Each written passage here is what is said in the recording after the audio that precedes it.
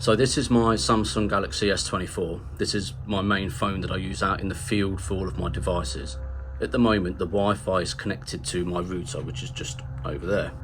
But when I'm out and about, I connect this phone to this phone's hotspot. So this is my actual main phone that has a SIM card in it and 5G connection, etc. I turn this phone's hotspot on and connect this phone to this hotspot, okay? And then I turn on this phone's hotspot, and then I connect all of these devices, my SpecTracers and my SpecTracer Lites, to this phone, okay? You don't have to do that. This is just how I do it. Your phone, your main phone, might already have a SIM card in it, and so you can connect these devices to that. You don't have to have an internet connection for these devices to connect to its hotspot, okay? If you connect these to this and it has an internet connection, you can update the firmware on these if they have an internet connection via the phone that they connect to, but you don't have to have your phone connected to the internet in order for these to work with the ParaLink-Mesh. You just need the mobile hotspot, okay? So to do that, I put the hotspot details, the name of the Wi-Fi and the password onto the SD card in here and in here in the Wi-Fi settings.txt file.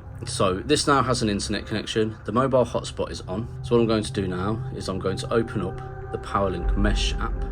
Okay, let's get that running.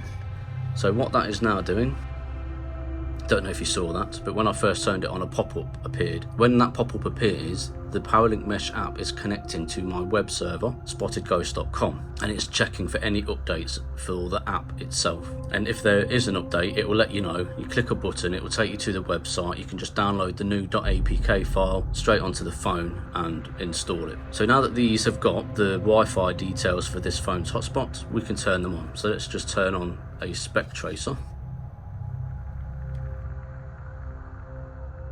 Okay, so SpecTracer 1 is on, it's loading up. Okay, so we can now see here, this SpecTracer is now connected to the ParaLink-Mesh app. If I turn on this SpecTracer Lite,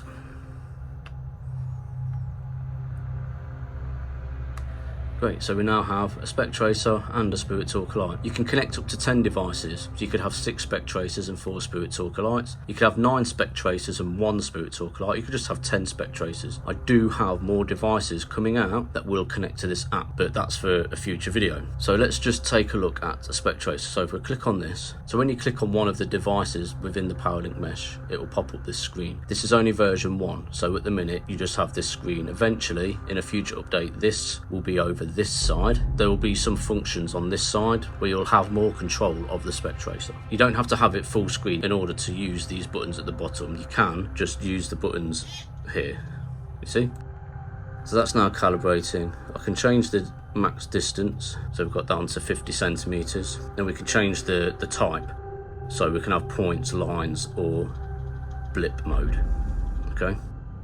And we can stop it, and that's all we can do at the moment. Okay, so the SpecTracer Lite, again, it's got a green button at the bottom. If you press that, it will start the SpecTracer Lite working, and you can press it again and it will stop. I am going to have more functionality on here, especially when you click on this. You know, you'll be able to view files and do some other things, which I'm not going to go into too much detail about right now. If I just move that back a bit, move that there and there, I'll turn this other SpecTracer on. Again, this has the hotspot details for this phone. On the loading sequence here, when it connects to the phone, if the phone has an internet connection, it passes that internet connection to this, and it will then use that to check for any updates. So again, we can click on that, we can start the SpecTracer, change the distance, and the type of radar. And if I put this other SpecTracer here and turn that one on, let's get that one going.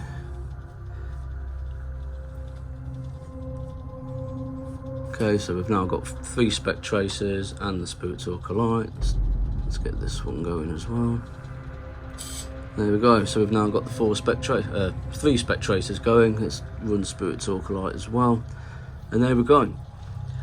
So that's it. That's the ParaLink-Mesh app. It's free. It's only available on Android. And the reason for that I did upload it to the Google Play Store and the Apple App Store, but we have a problem. They like to test the apps as much as they can before they release it to the public, and the problem that they have is they can't test the ParaLink-Mesh app without these devices. So when they ran the app in order to do the initial testing, it just said ParaLink-Mesh and it had a black screen, and that was it. This is on Google, by the way. So they were like, no, we can't do anything with this, you know. So it's a bit like if you've got a drone, a DJI drone, you can't get the Android app from the Google Play Store. You have to get it from DJI itself. So that is why this is being hosted on my web server, because Google just won't allow it into the App Store. Apple might. I'm having talks with Apple about it at the moment. Each device has a little aerial.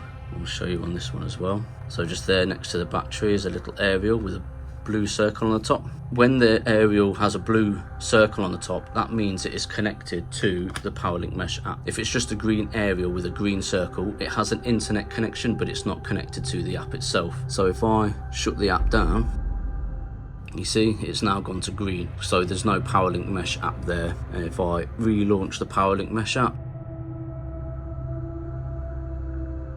there you go, they've all connected again. The ParaLink-Mesh app's opened, all of the devices connected, and the aerial is now blue again. Once all of these are connected to the phone with the hotspot Wi-Fi settings, it's actually very simple to use. If you're watching this on YouTube, the link is in the description to go to the web page where the download is. If you're already on the web page, the link for the APK is just down below. Okay, so this is the website. It's spottedghost.com/ParaLink-Mesh. At the moment, this is a picture, but when you visit it, it will be this video.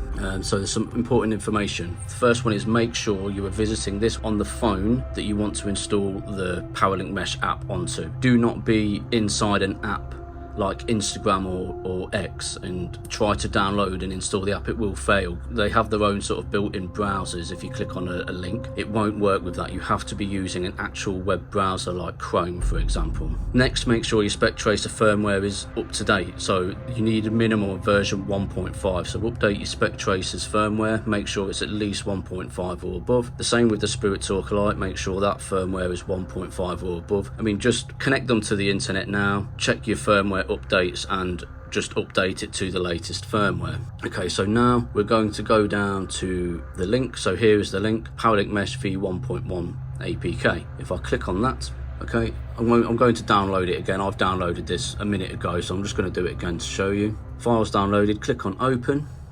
ParaLink-Mesh, do you want to install the app? Install. App installed, click on open, and there we go. It really is that simple, as long as you are in a browser, a web browser like Chrome. Okay, so there you have it. That's the ParaLink-Mesh app. It's nice and easy to use, and it's free. So once you've got the ParaLink-Mesh app, any more of my devices that I bring out will connect to the ParaLink-Mesh app. Any questions, please do get in touch with me and ask me. I'll help you out. You know, I'm always at the end of an email, or just connect to me on any of my social media. The links are down below as well. Okay, great. Happy hunting. See you in the next one.